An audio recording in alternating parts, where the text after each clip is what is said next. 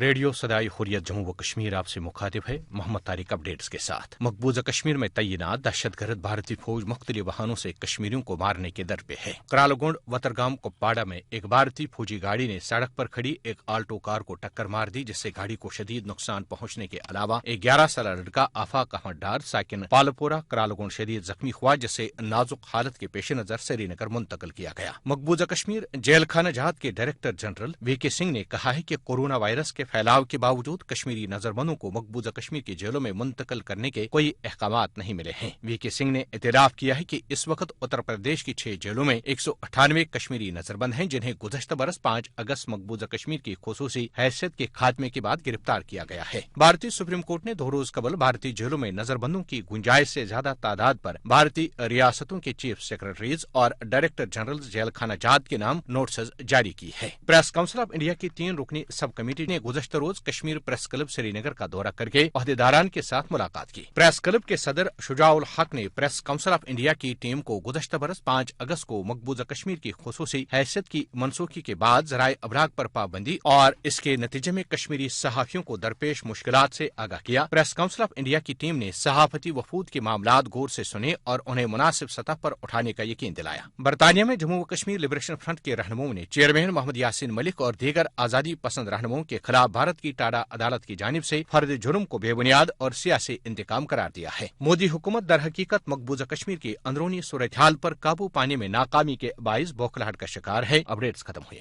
بھارت میں مودی سرکار کے اونچے ہتھ کنڈوں کے سبب آج کوئی بھی کشمیری اور بھارتی مسلمان اپنے آپ کو محفوظ تصور نہیں کرتا۔ کشمیری نوجوان خاص طور پر مودی کے تاب کا شکار ہیں۔ حال ہی میں ایک کشمیری نوجوان جہاں زیب کو دہلی میں پولیس نے اپنی بیوی سمیت بے سروپا الزام کے تحت گرفتار کر لیا ہے۔ یہ وہی پولیس ہے جس کا شفاف چہرہ گزشتہ مہینے 24 فروری کو امریکی صدر ٹرمپ کے دورہ بھارت کے دوران پوری دنیا نے دیکھ لیا ہے۔ اس گرفتار نوجوان کی بہن سہرش سمی کہتی ہیں، پولیس نے اریسٹ کیا ہے میرے بھائی اور بھابھی کو۔ وہ دہلی میں تھے۔